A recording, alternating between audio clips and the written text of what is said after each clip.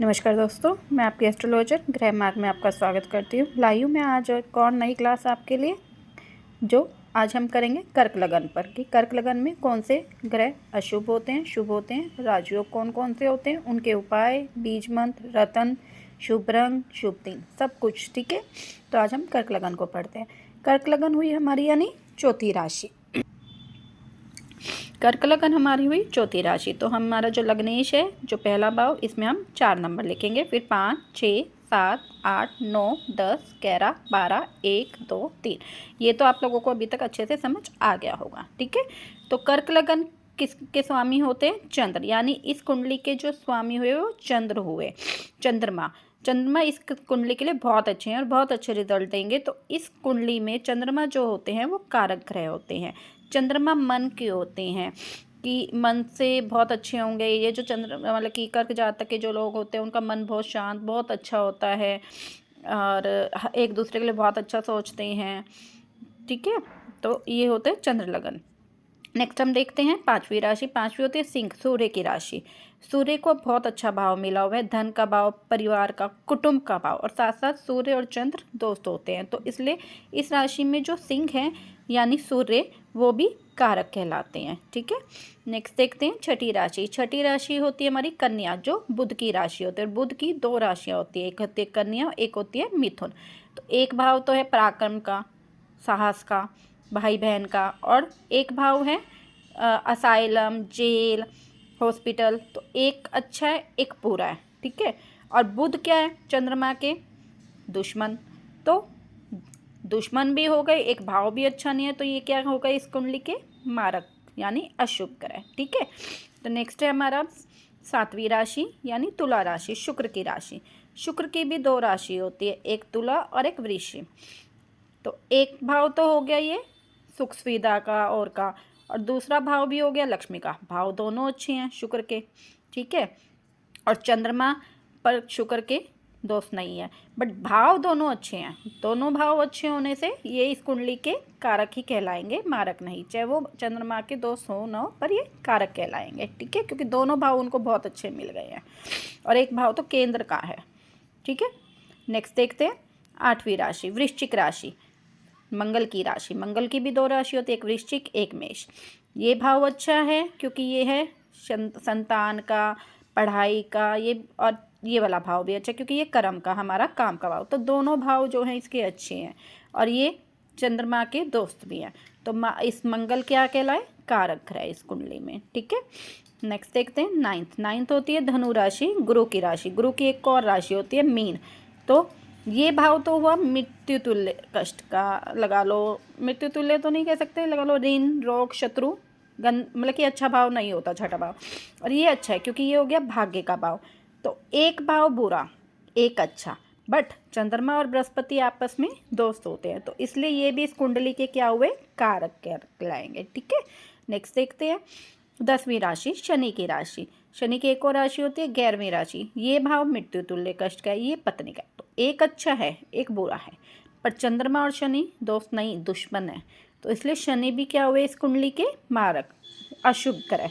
तो इस कुंडली के शुभ ग्रह कौन कौन से हैं? चंद्रमा, सूर्य, शुक्र, मंगल, गुरु, और अशुभ बुध और शनि। ठीक है ना, ये चीज़ तो वैसे भी अगर आपने पीछे से मेरी सारी वीडियोस देखी है, अगर आप डेली देख रहे हो, तो अब तो आप खुद भी अच्छे से समझ सकते हो कि कौन से कारक ग्रह हैं, कौन से मारक ग्रह हैं।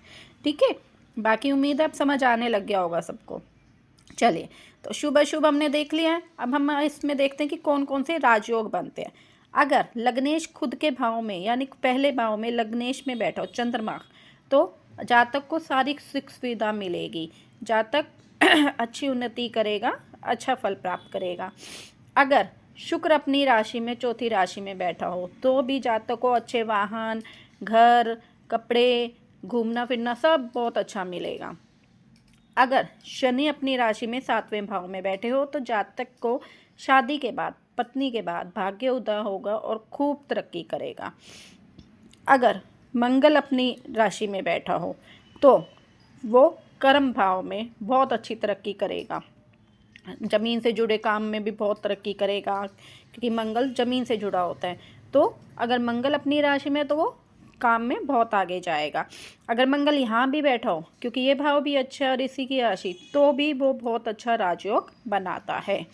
ठीक है, यहाँ हो, यहाँ हो, शुक्र यहाँ हो, चाहे यहाँ हो लक्ष्मी वाले भाव में, तो काफ़ी धन प्राप्त करेगा। तो ये सारे इस कुंडली के राजयोग बनते हैं।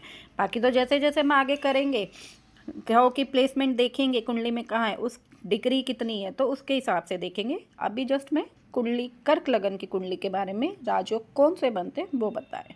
अब है उपाय कि हमें कौन कौन से उपाय करने चाहिए। हमेशा मैं बता रही हूँ कि आप अपना लग्नेश और इष्ट देव जो 5वां भाव, इन दोनों को अच्छा कर लो तो आपकी पूरी कुंडली अच्छी हो जाती है। तो आपको जब भी उपाय करने हैं इसके और इसके, और ज़्यादा आप या अपने 9वें भाव यानी भाग्य भाव के भी कर सकते हो। इन 3 भाव के आपने अगर उपाय कर लिए तो आपकी कुंडली में सब कुछ अच्छा रहेगा, आपको अच्छे अच्छे रिजल्ट देखने को मिलेंगे। तो लग्नेश, चंद्रमा के लिए आप मोती पहन सकते हो। ठीक है, चंद्रमा के लिए आप मोती धारण कर सकते हो। मंगल के लिए आप मंगलवार को हनुमान चालीसा का पाठ कर सकते हो, बंदरों को केले खिला सकते हो, गुड़ चना खिला सकते हो, या चंद्रमा का बीज मंत्र होता है वो आप कर सकते हो। जैसे मंगलवार के लिए मंगल का बीज मंत्र मैंने आपको बोले, जिसको करना हो वो मुझे प्लीज़ कमेंट करें, मैं उनको रिटर्न में भेजूंगी। और हमेशा बीज मंत्र एक दिन में 108 करना होता है, यानी एक माला, और ये 6 से 8 महीने करोगे तो ही रिजल्ट दिखाई देगा, लगातार 6 से 8 महीने। ठीक है, और भाग्य भाव गुरु के लिए भी आप गुरु का बीज मंत्र कर सकते हो, और या वीरवार को पीली वस्त्रों का पीली चीज़ों का दान करो, और नहीं तो गाय को गुड़ खिला सकते हो। ये छोटे छोटे उपाय हैं, इनको ही करने से आप देखोगे बहुत फ़र्क दिखने को मिलेगा आपको। ठीक है, रतन, अब मैंने बताया चंद्रमा के लिए आप मोती पहन सकते हो। ठीक है, मंगल के लिए आप मूंगा पहन सकते हो, गुरु के लिए आप पुखराज पहन सकते हो, और ये भी धन का भाव है सूर्य का, अगर आप पहनना चाहो तो सूर्य के लिए भी मानिक पहन सकते हो। ठीक है, सूर्य के लिए तो सबसे बड़ी आप यही करो कि सूर्य देवता को डेली जल दो, जल में रोली, चावल और थोड़ा गुड़ मिला के आप सूर्य जी भगवान को जल अर्पित करो, ये बहुत अच्छा उपाय होता है। ठीक है, तो ये मैंने आपको उपाय बताए, रतन बताए कौन से आप पहन सकते हो। अब इस कुंडली के शुभ रंग कौन कौन से हुए, तो चंद्रमा का सफ़ेद, मंगल का लाल या केसरी, और गुरु का पीला रंग, ये 3 रंग आपके लिए बहुत शुभ है। और दिन कौन कौन से शुभ होंगे, रविवार, सोमवार, मंगलवार और गुरुवार, ये 4 दिन आपके लिए बहुत शुभ है।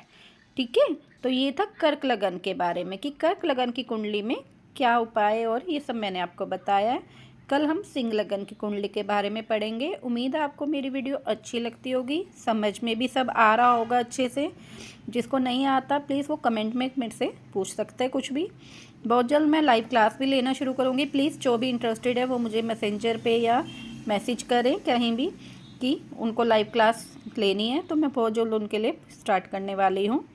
और प्लीज़ हो सके तो वीडियो को ज़्यादा ज़्यादा लाइक, कमेंट और शेयर करें, और अपना स्टार दे के हौसला बढ़ाएं, ताकि आगे भी मैं आप लोगों के लिए ऐसी वीडियो ला सकूं और आप लोगों को सिखा सकूं।